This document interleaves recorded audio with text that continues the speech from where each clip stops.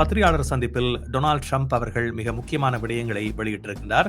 நேற்று இடம்பெற்ற பத்திரிகையாளர் சந்திப்பில் கேட்கப்பட்ட கேள்விக்கு இந்த வர்த்தக பேச்சுக்கள் ஆரம்பிக்கப்படுமா, கனடாவுடனான தொடர்புகள் தொடர்ந்து பேணப்படுமா என்ற கேள்விக்கு அவர் பார்க்கலாம் என்ற ஒரு பதிலை சொல்லியதோடு இரண்டு தலைவர்கள் பற்றியும் மீண்டும் புகழாரம் சூட்டிய ஒரு விடயத்தையும் காணக்கூடியதாக இருக்கின்றது. வெள்ளிக்கிழமை நடைபெற்ற சந்திப்பு என்பது தனிப்பட்ட சந்திப்பாகவும் நடைபெற்றிருந்தது. கிட்டத்தட்ட 45 நிமிடங்கள் வரை அவர்கள் மூடிய கதவுகளுக்குள் பேசியிருக்கின்றார்கள். இந்த சந்திப்பில் எந்தவித பணியாளர்களும் அனுமதிக்கப்படவில்லை என்ற ஒரு விடயமும் முன்னிறுத்தப்பட்டிருக்கின்றது. கனடா போக்குவரத்து என்பது சாதாரணமாக தவிர்க்கப்பட்டது என்கின்ற நிலைமையை விட அதலும் மேலாக இது பெரிய பாதிப்பை ஏற்படுத்துகின்றது. அந்த பொருளாதாரங்கள் தங்கி இருக்கின்ற நிலைமைகள், ஹோட்டல்கள் மற்றும் இதர பணிகள் இத்தியாதிகள் தங்கி இருக்கின்ற நிலைமை என்பது மாறி இருக்கின்றது என்கின்ற நிலைமை எல்லாம் உணரப்பட்ட தன்மையாக இருக்கும். இம்மூன்று தலைவர்களிடையேயும் இந்த FIFA தேர்வின் பொழுதான ஆளுமை மிக்கவராகவும் அது ஒரு நகைச்சுவையாக விடயங்களை எடுத்துச் சென்றவராகவும் நகைச்சுவை மூலம் பல விடயங்களை விளங்கப்படுத்தியவராகவும் இருந்ததோடு சில வரலாற்று சம்பவங்களையும் தொட்டு சென்றிருந்தார். அந்த ரியல் எஸ்டேட் என்பதில் அது பிசினஸ் எஸ்டாப்ளிஷ்மெண்ட், அதாவது இந்த முதலீடுகளை செய்பவர்கள் மற்றும் அவற்றை அசெட்ஸ் மேனேஜ்மெண்ட் என்கின்றவர்களுக்குரிய ஒரு இன்ஃபோமா என்கின்ற ஒரு கம்பெனி நடத்தியதில் கலந்து கொண்ட பலரும் தெரிவித்த விடயமாக அறிந்த விடயம் ஒன்று என்னவென்று சொன்னால், இந்த வருட வரவு செலவு திட்டம் என்பது அரசியல்வாதிகளின் வரவு செலவு திட்டம் இல்லை, இது ஒரு பொருளாதாரம் சார்ந்த வரவு செலவு திட்டம் என்பதை அவர்கள் சிலாகித்திருக்கின்றார்கள். இலங்கைக்கு கூடாது நேற்று 2 பாரிய C-130 என்கின்ற அமெரிக்காவின் கையிருப்பில் இருக்கின்ற விமானங்களிலே அதிபாரம் தாங்கக்கூடிய விமானங்களில் படையையும் நிவாரணப் பொருட்களையும் அனுப்பி இருக்கின்றது. அவ்வாறாக அதன் முகம் என்பது தற்பொழுது நிலைமைக்கு தக்கவாறு செயற்படுதல் என்கின்ற பாணியில் கூட வருகின்ற தன்மையை நாங்கள் பார்க்கக்கூடியதாக இருக்கின்றனர். அமெரிக்கா நினைத்த மாதிரி இந்த உலகம் இல்லை, உலகின் போக்கு மாறிவிட்டது. நாங்கள் ஏற்கனவே அறிந்த விடயமாக இருந்த இந்த மல்டி போலர் என்கின்ற தலைமைகள் வந்துவிட்டன.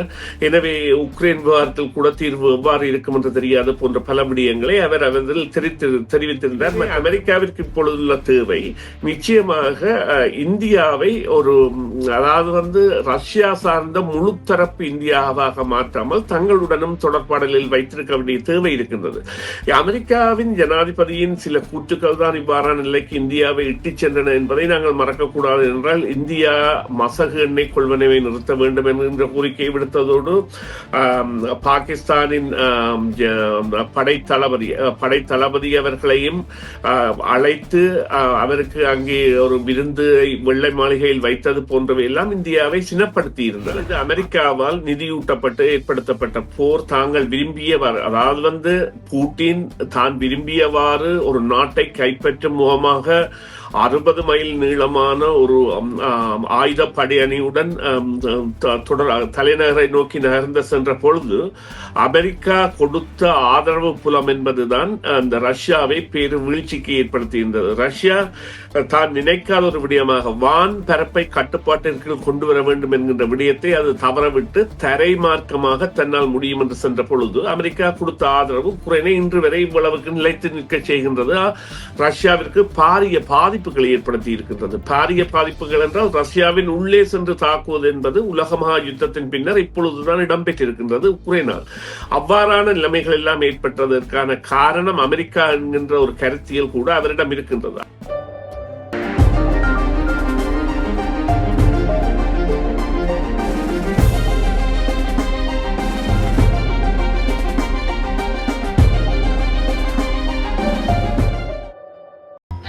அமெரிக்க ஜனாதிபதியுடனான சந்திப்பை 2 முக்கிய தலைவர்கள் மேற்கொண்டிருக்கின்றார்கள். மெக்சிகோ ஜனாதிபதி மற்றும் கனேடிய பிரதமர் ஆகியோர் இந்த வார இறுதியில் சந்திப்புகளை மேற்கொண்டு கனடாவுக்கு மற்றும் மெக்சிகோவுக்கு திரும்பி இருக்கின்ற நிலையில் பத்திரிகையாளர் சந்திப்பில் டொனால்ட் ட்ரம்ப் அவர்கள் மிக முக்கியமான விடயங்களை வெளியிட்டிருக்கின்றார். நேற்று இடம்பெற்ற பத்திரிகையாளர் சந்திப்பில் கேட்கப்பட்ட கேள்விக்கு இந்த வர்த்தக பேச்சுக்கள் ஆரம்பிக்கப்படுமா, கனடாவுடனான தொடர்புகள் தொடர்ந்து பேணப்படுமா என்ற கேள்விக்கு அவர் பார்க்கலாம் என்ற ஒரு பதிலை சொல்லியதோடு இரண்டு தலைவர்கள் பற்றியும் மீண்டும் புகழாரம் சூட்டிய ஒரு விடயத்தையும் காணக்கூடியதாக இருக்கின்றது. அதே நேரத்தில் வெள்ளிக்கிழமை நடைபெற்ற சந்திப்பு என்பது தனிப்பட்ட சந்திப்பாகவும் நடைபெற்றிருந்தது. கிட்டத்தட்ட 45 நிமிடங்கள் வரை அவர்கள் மூடிய கதவுகளுக்குள் பேசியிருக்கின்றார்கள். இந்த சந்திப்பில் எந்தவித பணியாளர்களும் அனுமதிக்கப்படவில்லை என்ற ஒரு விடயமும் முன்னிறுத்தப்பட்டிருக்கின்றது. கனடாவை பொறுத்தவரையில் இந்த வர்த்தக பேச்சுக்கள் தொடர வேண்டும் என்ற ஒரு நிலைப்பாட்டில் மிகவும் உறுதியாக இருக்கின்றது. அதற்கான காலம் கனியும் என்ற ஒரு எதிர்பார்ப்பு கனேடியர்கள் மத்தியிலும் இருக்கின்றது, அமெரிக்கர் மத்தியிலும் இருக்கின்றது. ஆனால் டொனால்ட் ட்ரம்பினுடைய நகர்வுகள் எப்படி இருக்க போகின்றது என்ற கேள்விதான் உலகத்தின் பார்வையை திருப்பி இருக்கின்ற ஒரு விடயமாகவும் இருக்கின்றது. பல நாடுகளுடனான பேச்சுவார்த்தைகளும் தொடர இருக்கின்ற ஒரு நிலைதான் காணப்படுகிறது. ரஷ்ய ஜனாதிபதி விளாடிமிர் புட்டின் அவர்கள் இந்தியாவுக்கு சென்றதன் பின்னர் அமெரிக்காவினுடைய அணுகுமுறையில் இந்தியாவுடனான அணுகுமுறையில் மாற்றங்கள் ஏற்பட்டிருப்பதாக குறிப்பிடப்படுகிறது. இந்திய தரப்பில் இருந்து வருகின்ற செய்திகளை பார்க்கின்ற பொழுது வருகின்ற வாரத்தில் அமெரிக்க தூதுக்குழு ஒன்று இந்தியா நோக்கி செல்ல இருப்பதான தகவல்களும் வருகின்றது. இவ்வாறான இறுக்கமான சூழ்நிலைகள் வருகின்ற பொழுது அமெரிக்கா தன்னுடைய நிலைப்பாட்டில் இருந்து மாறுகின்ற நிலைகளும் காணப்படுவதை அவதானிக்கக்கூடியதாக இருக்கின்றது. இந்த சூழலை எவ்வாறு நாடுகள் தங்களுக்கு சாதகமாக பயன்படுத்த இருக்கின்றன. அதே நேரத்தில் கனடாவை பொறுத்தவரையில் தன்னுடைய அணுகுமுறையில் தொடர்ந்து பல முன்னெடுப்புகளை முன்னெடுத்து வருகின்ற நிலையிலும் இந்த வர்த்தக பேச்சுக்களை தொடர்வதற்கான முயற்சியையும் அது கைவிடவில்லை. இது பற்றி இன்றைய நிகழ்ச்சியில் பேச இருக்கின்றோம். இப்பொழுது ஆய்வாளர் சுரேஷ் தர்மா இணைந்திருக்கின்றார். அவரை சந்திக்கின்றோம். வணக்கம் சுரேஷ். வணக்கம் ராம். வணக்கம் நேயர்களே. ஆமாம், கடந்த வெள்ளிக்கிழமை இடம்பெற்ற சந்திப்பு என்பது ஏற்கனவே இது FIFA உலக கிண்ண தொடரோடு சம்பந்தப்பட்ட ஒரு மாநாடாக இடம்பெற்றாலும் கூட அதனை தொடர்ந்து இடம்பெற்ற சந்திப்பு உலகத்தினுடைய கவனத்தை இந்த பொருளாதார வல்லுநர்கள் மத்தியில் கூடுதலான கவனத்தை பெற்ற ஒரு சந்திப்பாக இருக்கிறது. ஆனால் என்னென்ன விடயங்கள் அங்கே பேசப்பட்டன என்பது இன்னமும் தெரியாத நிலையில் பல்வேறு ஊகங்களும் வெளிவந்து கொண்டிருக்கின்றன. உங்களுடைய பார்வையில் இந்த மூடிய கதவுகளுக்குள் இடம்பெற்ற சந்திப்பு என்பது எவ்வளவு முக்கியமானது? நிச்சயமாக பணியாளர்கள் சம்பந்தப்படாமல் நேரடியாக 3 தலைவர்களும் இருந்து கதைக்கின்ற பொழுது இருக்கின்ற நெகிழ்வுத்தன்மை அல்லது விட்டுக் கொடுப்பு அல்லது விடயங்களை விவாதிக்கின்ற தன்மை அல்லது விடயங்களை பகிர்கின்ற தன்மை, உண்மை நிலைகளை உரைக்கின்ற தன்மை என்பது வேறுபட்டிருக்கும். சில வேளைகளில் உங்களுக்கு எவ்வாறு இதனால் பாதிப்பு ஏற்படலாம் என்பதை கூட விளங்கப்படுத்தக்கூடியதாக இருக்கும். அவர்களுடைய உடல் மொழிகளும் மற்றும் பேச்சு தன்மையும் இலகு அடைந்திருக்கும்.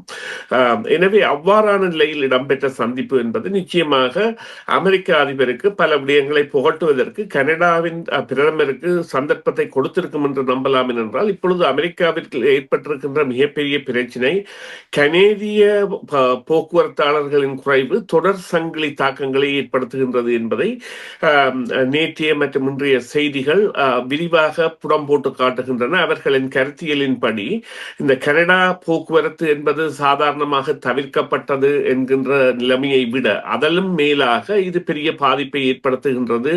அந்த பொருளாதாரங்கள் தங்கி இருக்கின்ற நிலைமைகள், ஹோட்டல்கள் மற்றும் இதர பணிகள் இத்தியாதிகள் தங்கி இருக்கின்ற நிலைமை என்பது மாறி இருக்கின்றது என்கின்ற நிலைமை எல்லாம் உணரப்பட்ட தன்மையாக இருக்கும். இன்னும் ஒரு விடயம், இங்கே இந்த பேச்சுவார்த்தைகளின் பொழுது நிச்சயமாக கையாளப்பட்ட விடயங்கள், அதாவது இங்கே குறிப்பிட்டு கூற வேண்டிய விடயம் என்னவென்று சொன்னால் அந்த ஆளுமை எங்களுடைய பிரதமரிடம் அதிகம் காணப்பட்டதாகவும் அவர் நிச்சயமாக இந்த விவகாரத்தில் தனது மதிப்பை உலக மத்தியில் உயர்த்தியுள்ளதாகவும் ஊடகங்கள் தெரிவித்திருக்கின்றன. அதை விட கனடா மக்களிடமிருந்து பாராட்டுதல்கள் என்பன அவருக்கு இந்த கருத்து பதிவுகளில் இந்த அவர் சம்பந்தப்பட்ட செய்திகளை தாங்கி வந்த ஊடகங்களில் தெளிவாக காணக்கூடியதாக இருக்கின்றது. ஏனென்றால் அவருடைய அந்த 3 தலைவர்களிடையேயும் இந்த FIFA தேர்வின் பொழுதான ஆளுமை மிக்கவராகவும் அது ஒரு நகைச்சுவையாக விடயங்களை எடுத்து சென்றவராகவும் நகைச்சுவை மூலம் பல விடயங்களை விளங்கப்படுத்தியவராகவும் இருந்ததோடு சில வரலாற்று சம்பவங்களையும் தொட்டு சென்றிருந்தார். இப்போ குறிப்பாக இந்த உலகிலேயே ஒரு தடவை இந்த அணு ஆயுத குண்டுவெடிப்பை ஒத்த குண்டுவெடிப்பு என்பது சாதாரண RDX என்கின்ற வெடிப்பொருளால் ஏற்பட்டது கனடாவில் தான். கனடாவில் உள்ள ஹாலிஃபேக்ஸ் துறைமுகத்தில் ஏற்பட்டது 1917ஆம் ஆண்டு. அதன் பொழுது தாங்கள் ஒட்டாவா அவர்களுக்கான உதவியை செய்ய முதலே பொஸ்டனில் இருந்து மருத்துவர்கள், தாதிகள், மற்ற பணியாளர்கள் உடனடியாகவே விரைந்து சென்று உதவியதை ஆண்டுதோறும் அங்கே பொஸ்டனும் ஹாலிஃபேக்ஸும் கொண்டாடுவது தொடர்பான செய்திகளை எல்லாம் பரிமாறி இலகுவான தன்மையையும் ஒரு கவர்ச்சியையும் ஏற்படுத்தி அந்த மேடையை தனது ஆளுமைக்கில் வைத்திருந்தார் என்கின்ற என்கின்ற கருத்தியல் மக்களிடையே பலமாக ஏற்கப்பட்டிருக்கின்றது. இவ்வாறான நிலையில் இவர்களிடையேயான தனிப்பட்ட சந்திப்பு என்பது மிகவும் முக்கியம். அதே நேரம் இந்த இவ்வாறான ஆளுமை பகிர்தல் போன்றவை எல்லாம் சில வேளைகளில் இலகுத்தன்மைகளை ஏற்படுத்துவதற்கும், அதே நேரம் நாங்கள் ஒரு விடயத்தை ஏற்றியாக வேண்டும், எவ்வாறுதான் எங்களுடைய விவகாரங்கள் செல்லுமாக இருந்தாலும் சுமார் 70% ஆவது நாங்கள் அமெரிக்காவை சார்ந்த பொருளாதாரமாகத்தான் சில வருடங்களை கடந்து செல்ல வேண்டும்.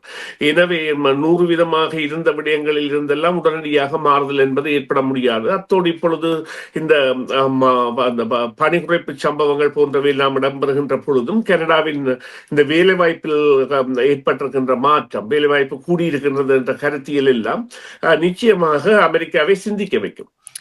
ஆனால் இந்த பொருளாதார நிலை குறித்த தகவல்கள் வெளிவருகின்ற பொழுது கனேடியர்கள் ஒரு அச்சமடைந்த நிலையில் இருப்பதை பார்க்கின்றோம். ஆனால் இப்பொழுது மாகாணி பதவியேற்று பல மாதங்கள் ஆகின்ற நிலையில் இந்த அதல பாதாளத்துக்கு செல்லும் பொருளாதாரம் என்ற ஒரு தகவல் என்பது மக்கள் கொஞ்சம் திருப்தி அடையக்கூடிய ஒரு நிலைக்கு செல்வதை பார்க்கக்கூடியதாக இருக்கின்றது. புள்ளி விவர தகவல்களை பார்க்கின்ற பொழுதும் கனேடிய பொருளாதாரம் நினைத்தது போன்ற அளவுக்கு பாரிய வீழ்ச்சியை சந்திக்காமல் ஒரு தாக்கு பிடிக்கக்கூடிய நிலைக்கு சென்று கொண்டிருப்பதை அவதானிக்கக்கூடியதாக இருக்கின்றது. இது தொடர்ந்து நிலைத்து நிற்கக்கூடிய ஒரு விடயமாக இருக்கும் என்று நீங்கள் கருதுகிறீர்களா?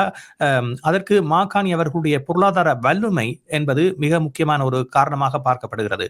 இந்தளவு காலமும் தாக்குப்பிடிக்கக்கூடிய ஒரு நிலை என்பது மாகாணியினுடைய நடவடிக்கைகளில் தங்கியிருந்ததா, அல்லது இன்னமும் அதற்கான விளைவுகள் என்பது ஏற்படாமல் பொருளாதாரம் தன்னை தக்க வைத்துக் கொண்டிருக்கிறதா?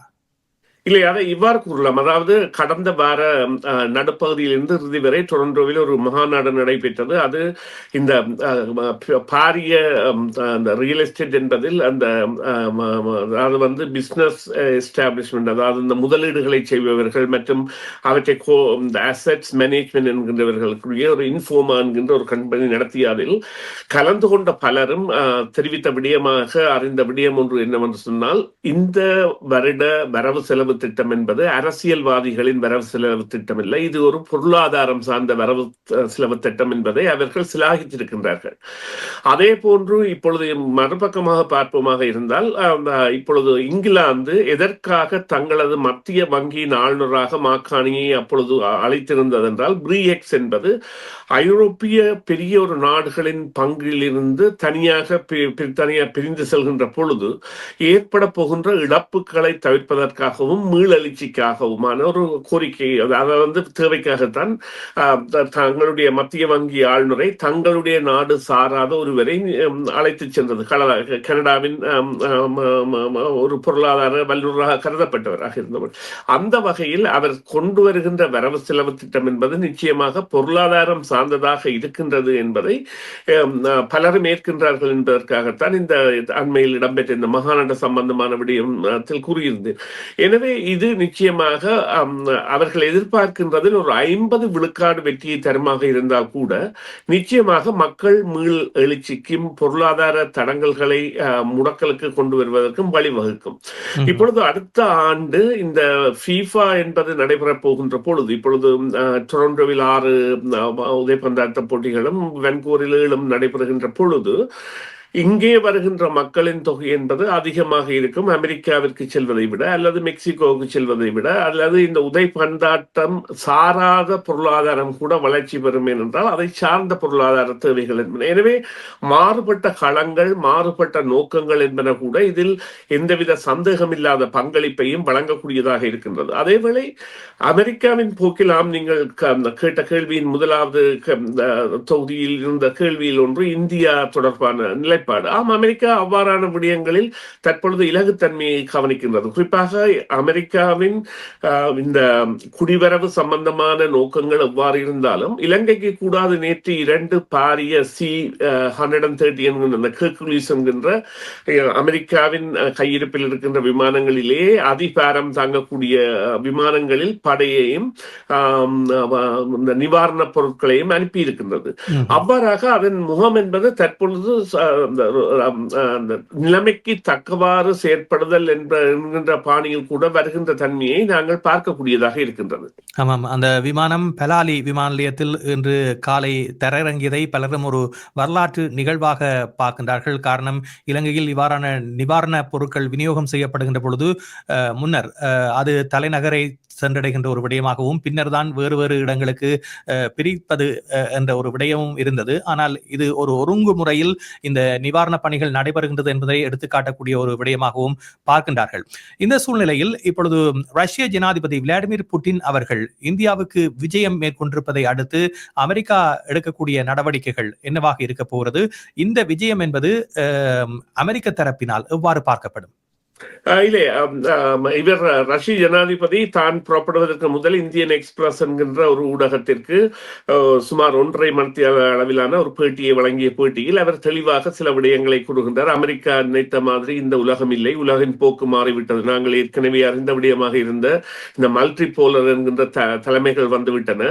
எனவே உக்ரைன் விவகாரத்தில் கூட தீர்வு எவ்வாறு இருக்கும் என்று தெரியாது போன்ற பல விடயங்களை அவர் அதில் தெரிவித்திருந்தார். மற்றது மோடி என்பவர் தனது பழைய நண்பர். உண்மையிலேயே சீனாவுக்கு சென்ற பொழுது அவர்கள் அந்த காரில் சென்ற பொழுது தங்களை என்ன கதைத்தீர்கள், எங்களுக்கு பல விடயங்கள் கதைக்க இருந்தன. அதற்குரிய சந்தர்ப்பத்தை காலம் தந்திருந்தது. எனது கார் கடக்கும் பொழுது அவர் வந்தார், ஏறுங்கள் என்றேன், ஏறினர். நாங்கள் மகாநாட்டிற்கு போகும் முதல் கூட சில நிமிடங்கள் காரில் இருந்து கதைத்தோம். பிறகுதான் நாங்கள் பார்த்துக் கொண்டிருப்பார்கள் என்பதற்காக சென்றோம் என்கின்ற பல இத்தியாதிகளை ராஜாங்க மொழியில் சொல்லி இருக்கின்றார். எனவே அமெரிக்காவிற்கு இப்பொழுதுள்ள தேவை நிச்சயமாக இந்தியாவை ஒரு, அதாவது ரஷ்யா சார்ந்த முழுத்தரப்பு இந்தியாவாக மாற்றாமல் தங்களுடனும் தொடர்பாடலில் வைத்திருக்க வேண்டிய தேவை இருக்கின்றது. அமெரிக்காவின் ஜனாதிபதியின் சில கூற்றுக்கள் தான் இவ்வாறான நிலைக்கு இந்தியாவை இட்டுச் சென்றன என்பதை நாங்கள் மறக்கக்கூடாது. என்றால் இந்தியா மசகு எண்ணெய் கொள்வனவை நிறுத்த வேண்டும் என்கின்ற கோரிக்கை விடுத்ததோடு பாகிஸ்தானின் படைத்தளபதி அவர்களையும் அழைத்து அவருக்கு அங்கே ஒரு விருந்து வெள்ளை மாளிகையில் வைத்தது போன்றவை எல்லாம் இந்தியாவை சினப்படுத்தி இருந்தன. அதன் பிறகு மோடியை அழைத்ததெல்லாம் மோடி அந்த விஜயத்தையே தவிர்த்திருந்தார். அவ்வாறான நிலையில் அவர்கள் ஒரு பரிசீலனைக்கு உட்பட வேண்டிய தேவைக்கு தற்பொழுது வருகின்றார்கள். அதனை அவர்கள் செய்வார்கள் என்று நம்புவோம் என்று சொன்னால், இந்த இவரது போக்கு என்பது, அதாவது டொனால்ட் ட்ரம்பின் போக்கு என்பது தான் இருக்கின்ற இடத்தை தன்னை மையப்படுத்தியதாக இருக்க வேண்டும் என்பதை உடைத்ததாக மாக்கானி அவர்களின் இந்த ஃபிஃபா பிரசன்னம் இருந்தது. அதே போன்று பல அரங்குகளிலும் இவர் நினைக்கின்ற அந்த அழுத்தி பெறுகின்ற ஆதரவு என்பது இல்லாமல் செல்கின்ற தன்மை என்பது தற்பொழுது ஏற்பட்டு வருவதையும், ராஜாங்க ரீதியிலான உறவுகள் மேம்படுத்த வேண்டும் என்கின்ற தன்மையையும் ஏற்படுத்த வேண்டிய தேவையையும் இது ஏற்படுத்தி இருக்கின்றது.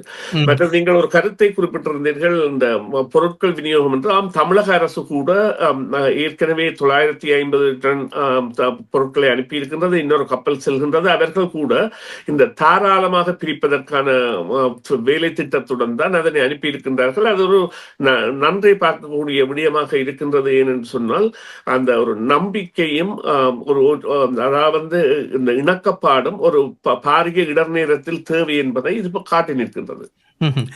ரஷ்ய ஜனாதிபதி அவர்கள் அளித்த பேட்டியில் இன்னும் ஒரு விடயத்தையும் குறிப்பிட்டிருந்தார். அதாவது அமெரிக்க ஜனாதிபதி டொனால்ட் ட்ரம்ப் அவர்கள் யுக்ரைன் மற்றும் ரஷ்ய போரில் அந்த போர் நிறுத்தத்திற்காக மனதார உழைக்கின்றார் என்றும், ஆனால் அது சாத்தியப்படவில்லை என்ற ஒரு விடயத்தையும் குறிப்பிட்டிருக்கின்றார். இதனை நீங்கள் எப்படி பார்க்கின்றீர்கள்? அமெரிக்காவை தன் கையுக்குள் வைத்திருக்க வேண்டும் என்ற ஒரு கருத்தாக பார்க்கின்றீர்களா? இல்லாவிட்டால் உண்மையிலேயே ஒரு இதய சூழ்ச்சியோடு டொனால்ட் ட்ரம்ப் அவருடைய செயற்பாடு இருப்பதாக பார்க்கிறீர்களா? இல்லை, அவர் கூற வருகின்ற கருத்து என்னென்றால், இது அமெரிக்காவால் நிதியூட்டப்பட்டு ஏற்படுத்தப்பட்ட போர். தாங்கள் விரும்பியவாறு, அதாவது பூட்டின் தான் விரும்பியவாறு ஒரு நாட்டை கைப்பற்றும் முகமாக 60 மைல் நீளமான ஒரு ஆயுத படையணியுடன் தலைநகரை நோக்கி நகர்ந்து சென்ற பொழுது அமெரிக்கா கொடுத்த ஆதரவு புலம் என்பதுதான் அந்த ரஷ்யாவை பெரு வீழ்ச்சிக்கு ஏற்படுத்தியிருந்தது. ரஷ்யா தான் நினைக்காத ஒரு விடயமாக வான் பரப்பை கட்டுப்பாட்டிற்கு கொண்டு வர வேண்டும் என்கின்ற விடயத்தை அது தவறவிட்டு தரை மார்க்கமாக தன்னால் முடியும் என்று சென்ற பொழுது அமெரிக்கா கொடுத்த ஆதரவு உக்ரைனை இன்று வரை இவ்வளவுக்கு நிலைத்து நிற்க செய்கின்றது. ரஷ்யாவிற்கு பாரிய பாதிப்புகளை ஏற்படுத்தி இருக்கின்றது. பாரிய பாதிப்புகள் என்றால் ரஷ்யாவின் உள்ளே சென்று தாக்குவது என்பது உலக மகா யுத்தத்தின் பின்னர் இப்பொழுதுதான் இடம்பெற்றிருக்கின்றது உக்ரைனால். அவ்வாறான நிலைமைகள் எல்லாம் ஏற்பட்டதற்கான காரணம் அமெரிக்கா என்கின்ற ஒரு கருத்தியல் கூட அவரிடம் இருக்கின்றது. ஆனால் இங்கே உள்ள நிலைமை என்னவென்றால் அதாவது பூட்டின் அவர்கள் இந்த முறைய பேச்சுவார்த்தை முயற்சியை கைப்பற்றாமல் விட்டால் அங்கே ரஷ்யாவில் ஏற்படுகின்ற பொருளாதார இறுக்கம் என்பது அவரை ஆட்டம் காண வைக்கும் என்கின்ற ஒரு நிலை கூட தற்பொழுது ஏற்பட்டிருக்கின்றது. எனவே பூட்டின் கருத்துக்களை கூறி தனது பக்கத்தை பலமாக காட்டுவதற்கான முயற்சியில் ஈடுபட்டிருக்கின்றார். அது தேவையான ஒன்று. மறுபக்கமாக அவர் கால நீட்டிப்பு செய்வது என்பது ரஷ்யாவையே பொருளாதார ரீதியாக பின்தள்ளி செல்கின்றது என்கின்ற உண்மையையும் உள்வாங்குவராகவும் இருக்கின்றார். நன்றி சுரேஷ். நிகழ்ச்சியில் கலந்துள்ளமைக்கு மீண்டும் மற்றொரு சந்தர்ப்பத்திலே பேசுவோம். நன்றி ராம். நன்றி நேயர்களே. மீண்டும் ஒரு பொழுதில் சந்திப்போம். CMR யூடியூப் சேனலில் இணைந்திருக்கும் நேயர்கள் அனைவருக்கும் எமது நன்றி. காமெண்ட்ஸ் பகுதியில் உங்கள் கருத்துக்களை தெரிவிக்க தவறாதீர்கள். முக்கிய செய்திகள், காணொளி தொகுப்புகள், நேர்காணல் என பலதரப்பட்ட அம்சங்களையும் உங்களுக்காக தருகின்றது CMR யூடியூப் சேனல். CMR என்று சர்ச் செய்து எமது யூடியூப் சேனலை சப்ஸ்கிரைப் பண்ணுங்கள். உங்கள் உற்றார் உறவினர் நண்பர்களோடும் இந்த காணொளி தொகுப்புகளை பகிர்ந்து கொள்ளுங்கள். அருகில் இருக்கின்ற முக்கிய காணொளி தொகுப்புகளையும் தவறவிடாமல் பாருங்கள்.